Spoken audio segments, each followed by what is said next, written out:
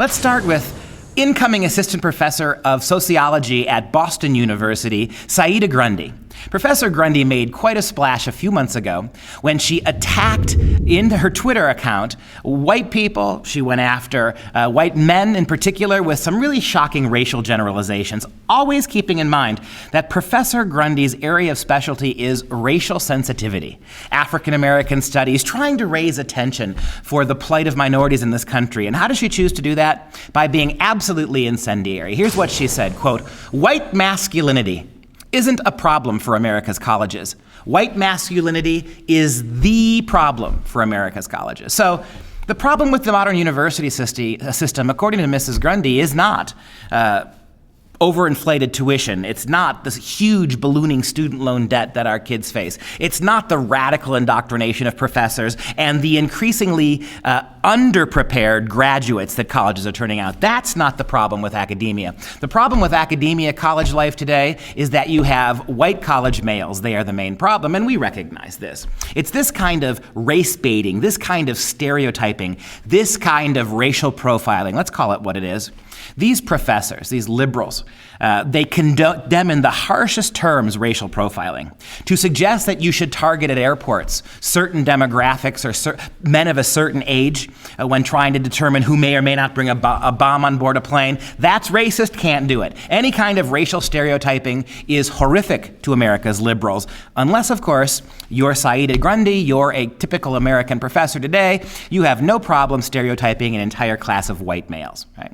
Why is white America, she goes on to say, so reluctant to identify white college males as a problem population? Now, you just substitute the word white for absolutely any other racial, gender, sexual, ethnic classification, and this would be cause for firing. If you suggested why is black America so reluctant to identify black college males as a problem population, I would never say such a thing. But anybody who said such a thing, particularly if you're a new assistant professor who was just offered a job, I guarantee you that would be cause to withdraw the offer. The outrage on campus would be staggering.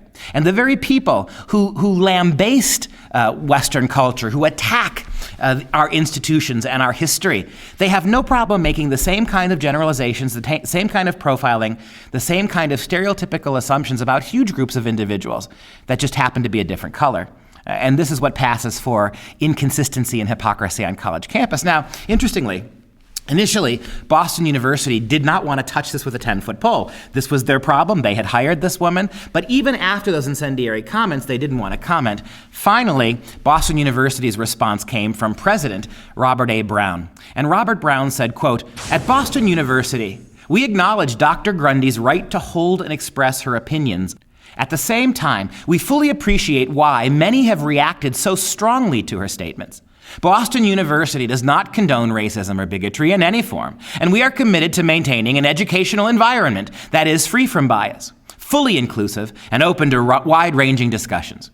We are disappointed and concerned by statements that reduce individuals to stereotypes on the basis of a broad category such as sex." Where to begin with this? On the one hand, we should be grateful to Boston University and to its president, Mr. Brown, that the university finally had no choice but to, in the most tepid language possible, suggest that maybe Professor Grundy shouldn't have said it. But think about the hypocrisy of this statement. We think about those students at Oklahoma University, the bunch of drunken fraternity kids who made some racial commentary during a football weekend and where the entire fraternity was suspended. We think about how hard universities come down on any speech whatsoever that is perceived as anti-female or anti-minority. People get banned, they get suspended, they get expelled. Organizations on campus are defunded, they're cut off.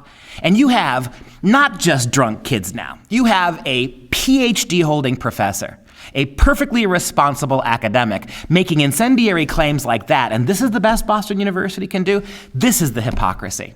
I believe as a university professor and as an American who loves the Constitution, believes in liberty and freedom, I believe professors, like everybody else, should be free to express their opinions. I'm grateful to Professor Grundy for making those asinine statements because it lets us all know who she is. I want to know who my teachers are.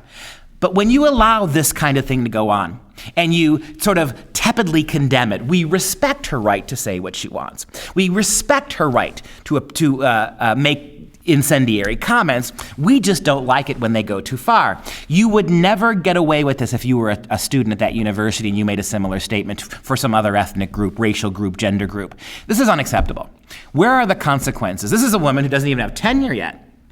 And so they wind up by saying, Professor Brown, we are disappointed and concerned by statements that reduce individuals to stereotypes on the basis of a broad category such as sex. And that gets me to the least offensive thing about what Mrs. Grundy said was her attack on males. It was her attack on white males. All right? She was very racially specific, not just sex specific. This is a double whammy in terms of intolerance. It would not be allowed to stand if it was done any other way. And I'm puzzled by, well, I shouldn't say puzzled. I've come to expect this kind of hypocrisy. If we're going to be generally committed to free speech on campus, as this laborious explanation from Mr. Brown suggests, if we're going to do that, then we have to be tolerant equally. We have to equally apply free speech, equally accept people who misspeak and speak things that they later regret. We don't do it, and that's the problem. And that's round one.